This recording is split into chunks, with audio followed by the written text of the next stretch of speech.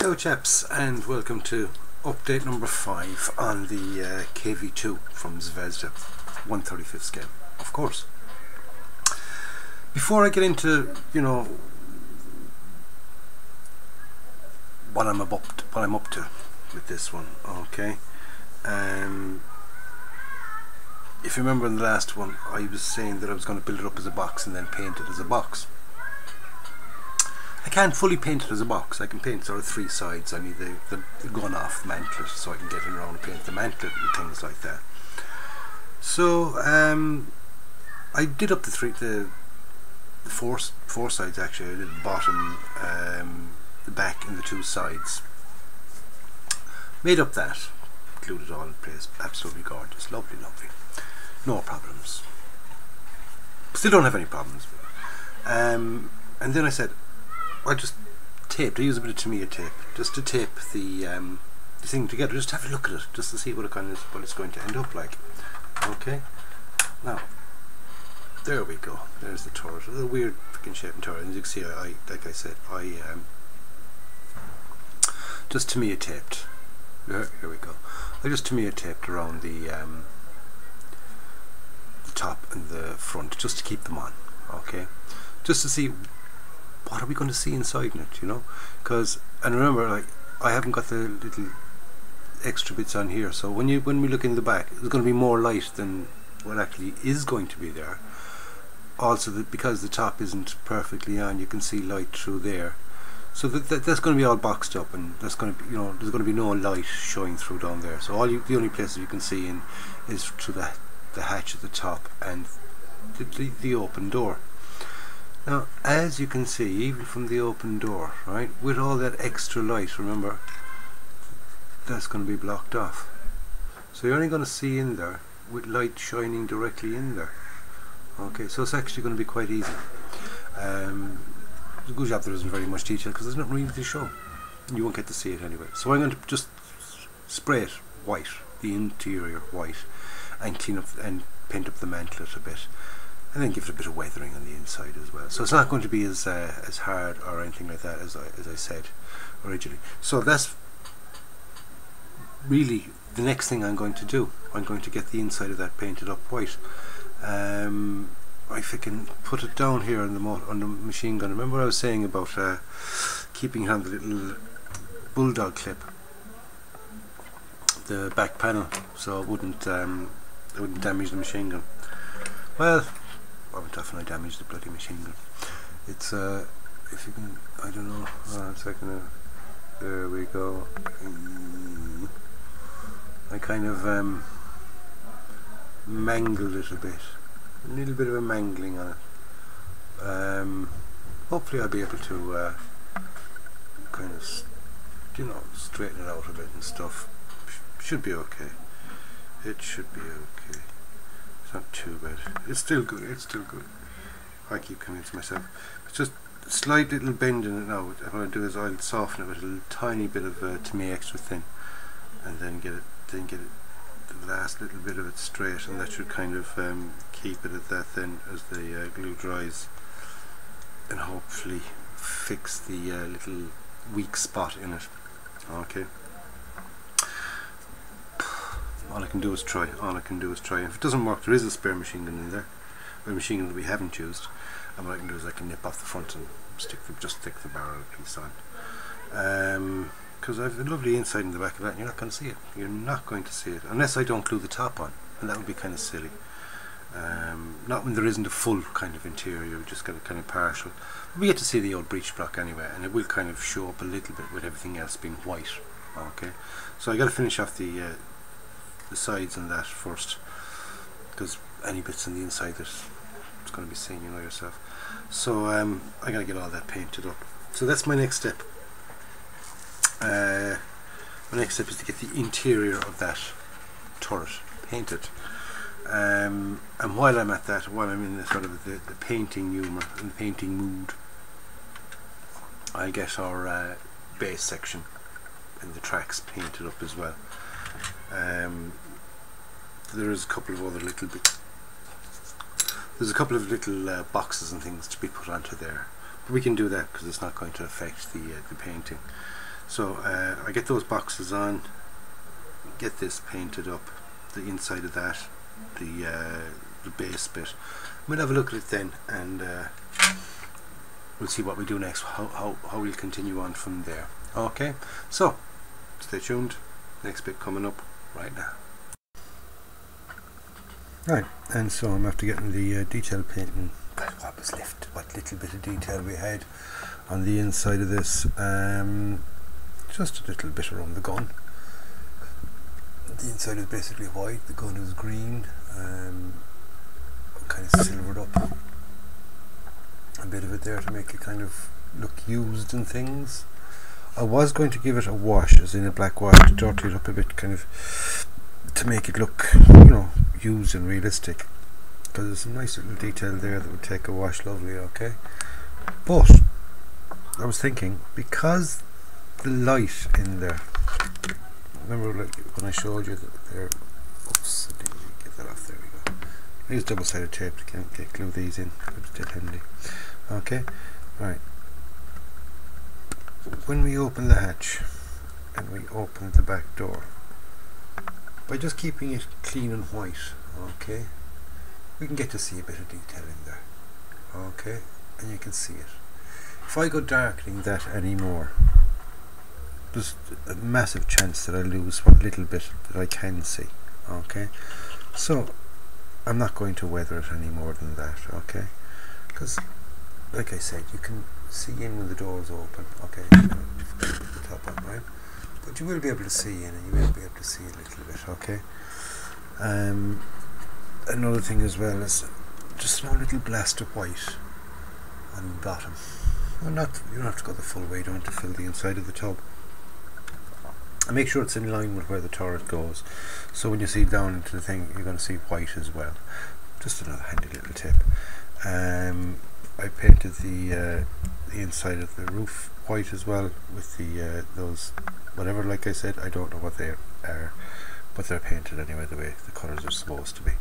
So my next step now is just to glue that down. I said I'd show it you just before I glue it in, just to show you that I actually did paint it and why I didn't weather it. Okay, just a little hopefully it's sort of self-explanatory, but if it's not, that's why I did it. Okay, alrighty then, so we're down. I started on the detail painting, as we've already seen, with the turret. Okay, I've done a bit of damage to the upper hull decking as well. I've taken out some of the side skirts, bit of air at the top, damaged them up a little bit. That'll paint up nice. Here's our turret, finally fully assembled and everything else. And like I said, I mean, you literally have to shine a light in there to be able to see what's inside there. But the little bit that's in there is enough anyway. Okay, as you can see, it's there, it's not bad. Okay, so that's the turret, and I've painted the bottom section. Okay, I'll just move the camera just a little bit here just to bring it around so we can get some more light. Look at that. As you can see, I've been using some pigments. Yeah, I've been using pigments. And excuse me a second. There we go. A little bit better there. Okay.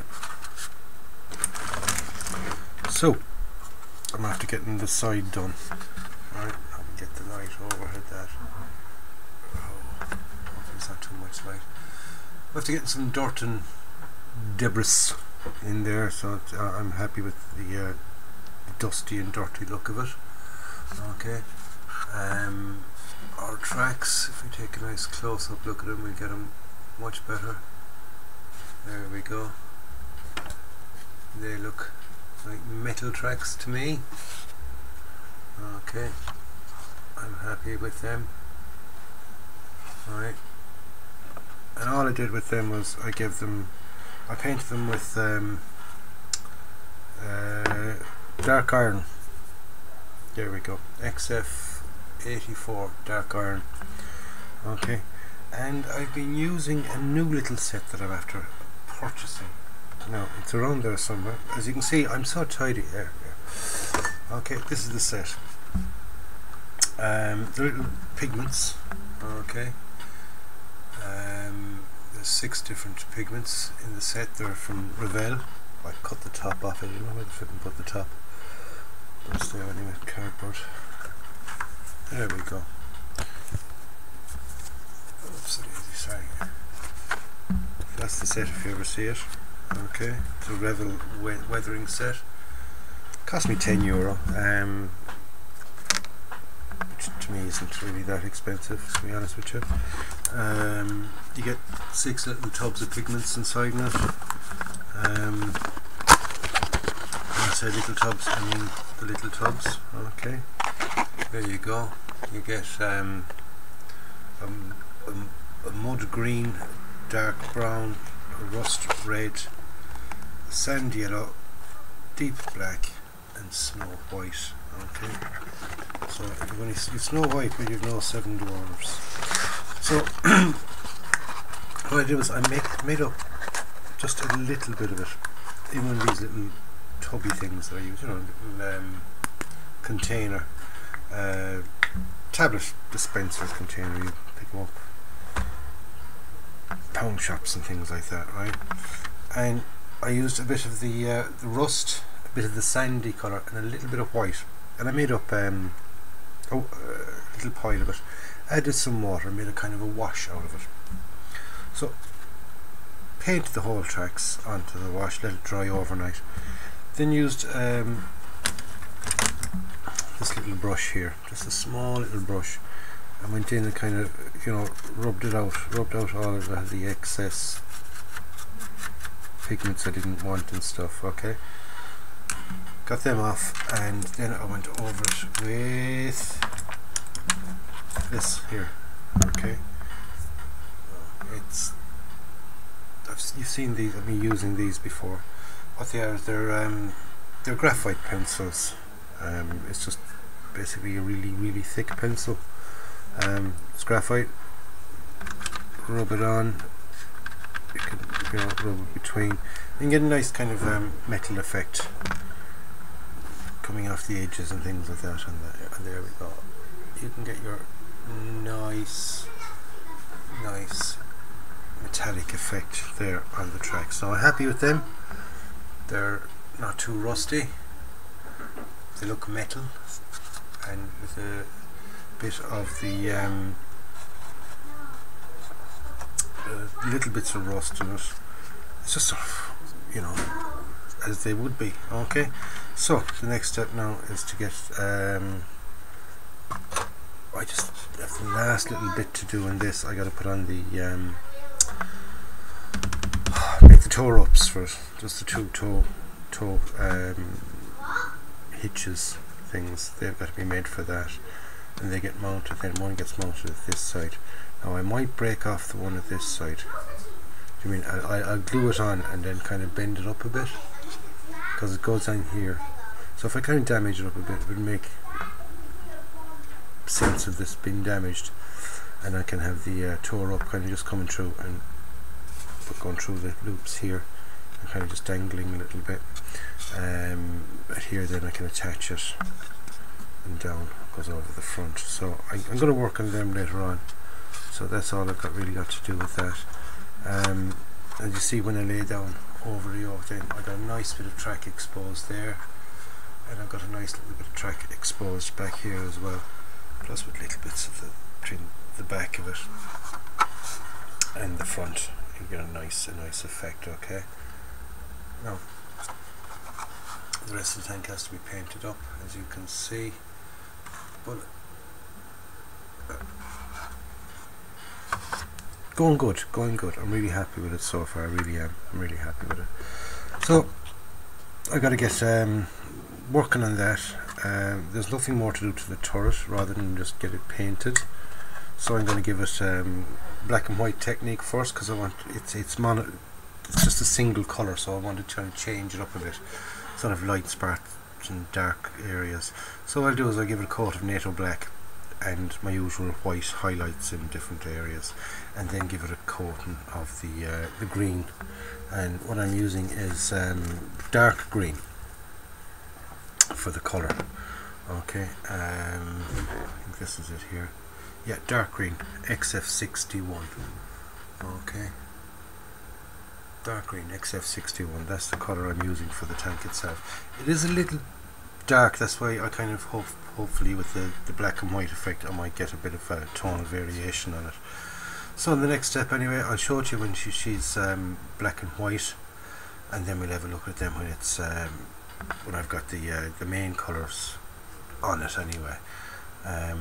Then we're going to glue them together, the top to the bottom, and then it's onto a bit of decals and weathering and all that kind of stuff. I might leave gluing them together till very late, because like I said, I've this already done and weathered the bottom section, and I'm really happy with that. You know, really happy with that. I love the colours that are in there. No, I don't know if they're really showing up too well on the camera. They're not too bad at all. But they are. I'm really happy with them. I really am. Okay. I used those pigments again. A bit of the green, a bit of the brown, a bit of the sandy colour, a bit of everything really. Kind of mixed them on.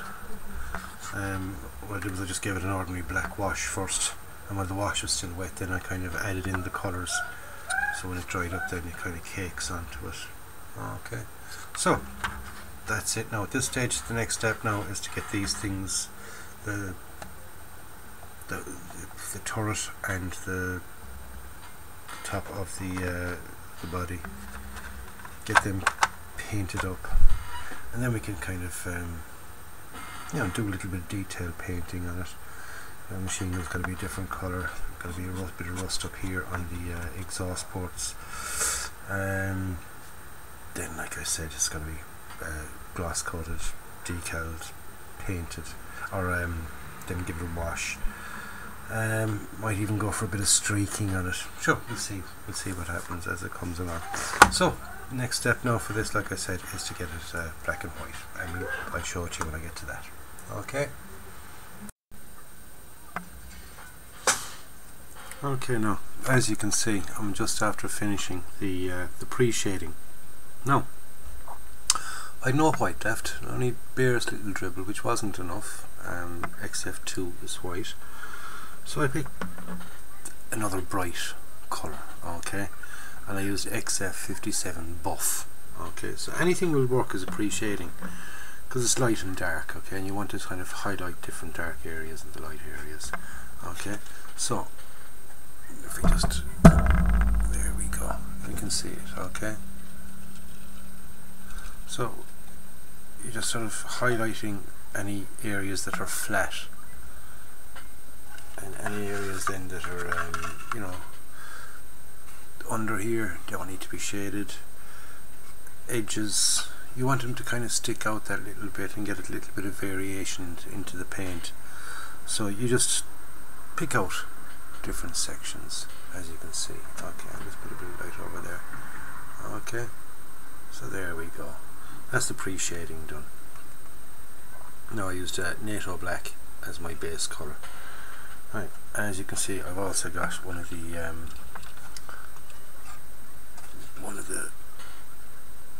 cables on, and I'm only going to use one cable. The cable is, I put on the little part of the connector, same as over here, and broke it off as if it would have been damaged in the in losing this section here.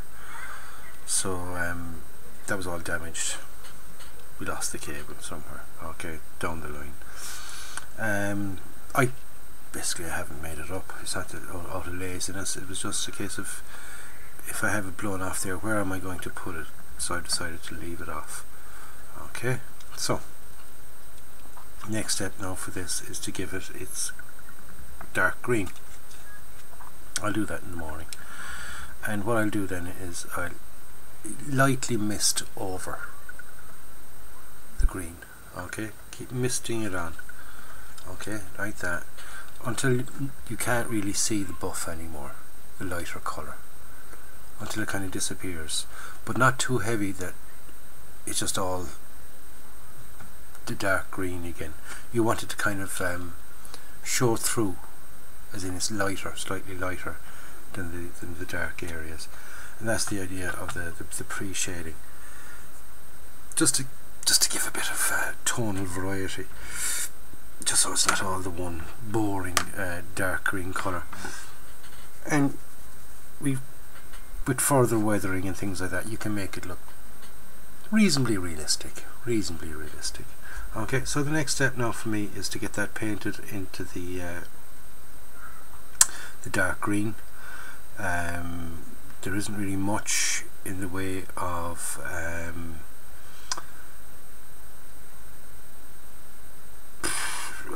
you know, picking out different things to paint in different colours, because there's no visible sort of tools, there's no visible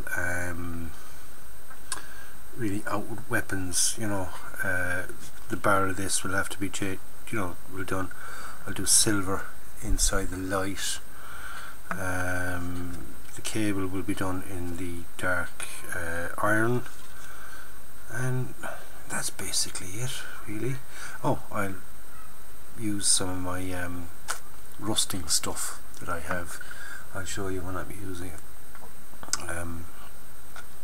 Typhus Corrosion it's called, and it's a Citadel paint.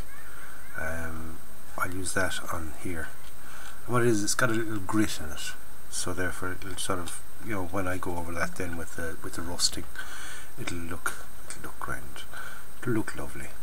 So what's left for this, like I said, is the just the dark green, and then the couple of little bits then that have to be painted in different colours. There's nothing on the turret bar. There's a machine gun at the back. Alright, it's got to get a different colour, but that's literally it. Everything else is going to be green, so it's a boring old colour, which is why the old the pre-shading comes in handy, because you can get to see some form of variation into the green. Hopefully, says you. Best laid plans of mice and men. So anyway, I'll leave it at that, and next time you'll see it, I'll have it in the green. Okay.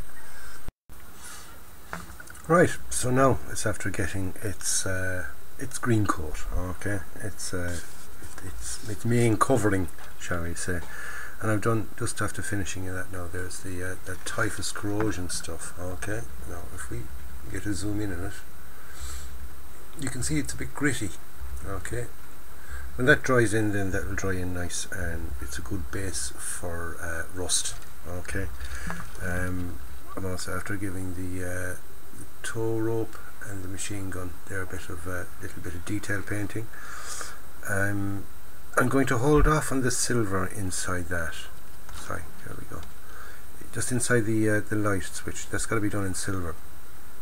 But I'm going to be going glass coating and dull coating and all that kind of stuff. So I'll wait till all that's done, and then I can put in the silver in there and the glass that goes over it.